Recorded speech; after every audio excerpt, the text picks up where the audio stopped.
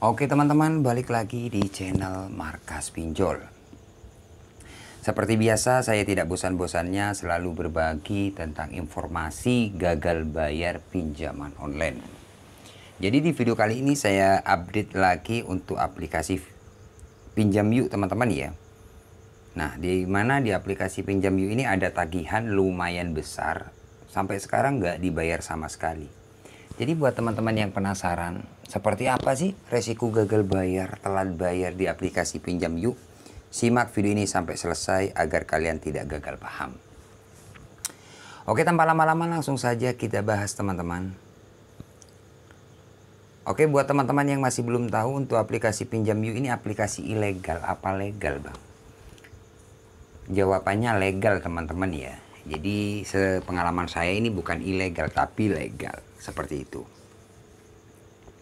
Oke, di sini teman-teman ada dua cicilan ya, atau dua pembayaran atau dua pinjaman ya.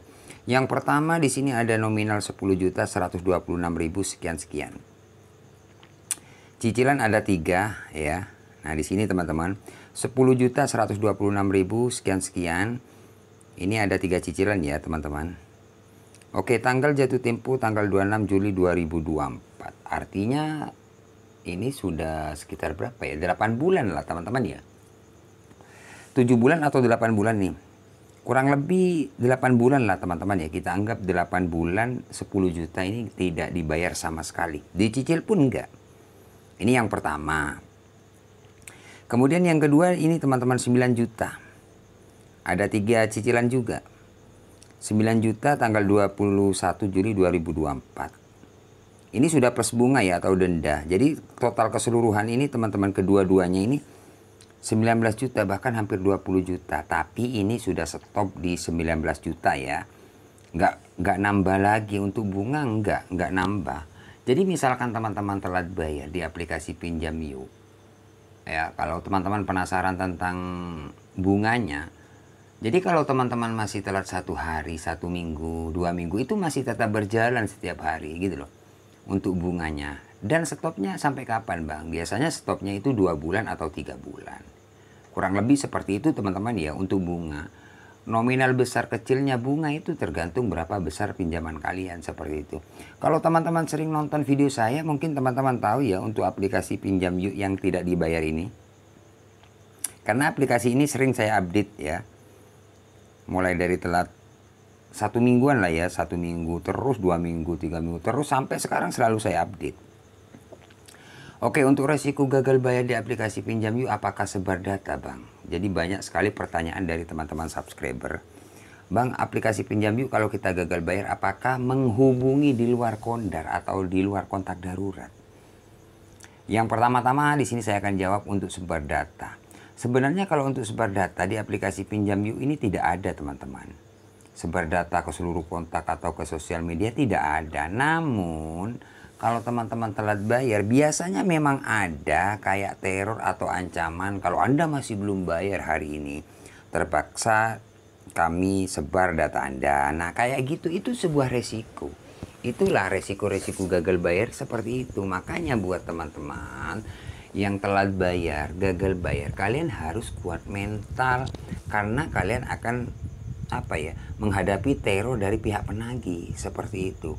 Jadi teman-teman nggak usah khawatir, nggak usah panik. Misalkan kalian ada yang WA, kalau Anda masih belum bayar hari ini, terpaksa data Anda kami sebar ke sosial media atau dipesanin paket ya. Siapkan banyak barang-barang mahal nanti COD bayar di rumah Anda, kayak gitu kan. Itu hanya teror atau nakut-nakuti. Jadi teman-teman gak usah takut, gak usah panik, percuma, aman sebenarnya, itu gertakan aja ya.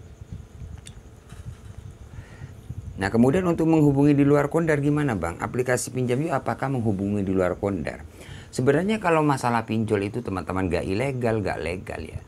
Kalau masalah menghubungi di luar kondar itu sepengalaman saya itu ya memang ada sih teman-teman. Tapi tidak semua orang yang gagal bayar itu dihubungi di luar kondar gitu loh. Karena setiap hari itu kan banyak yang WA saya, yang sharing sama saya. Ada sebagian yang dihubungi di luar kontak darurat, ada. Memang ada potensi loh teman-teman. Tapi tidak ke seluruh kontak kalian itu akan dihubungi. biasanya orang yang terdekat aja yang sering ditelepon itu biasanya yang dihubungi. Tapi biasanya aplikasi itu tidak menyebutkan dari aplikasi ini, enggak gitu loh. Nah itu sebuah resiko teman-teman. Jadi teman-teman tenang, nggak usah panik, nggak bakalan ke seluruh kontak. Mungkin beberapa kontak, itu pun kalau ada. Ya, itu pun kalau ada teman-teman. Jadi teman-teman ya mau gak mau ya kalian harus terima. Tapi kebanyakan tidak sampai terjadi seperti itu ya. Aman. Ini contoh loh teman-teman.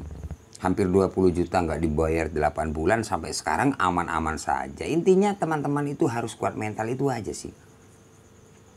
Yang goyah itu cuma pemikiran teman-teman. Ada yang nagih, ditakut-takuti, diteror, itu sudah goyang lagi, ketakutan. Nggak usah, makanya kalau teman-teman masih panik, kalian sering nonton video-video saya.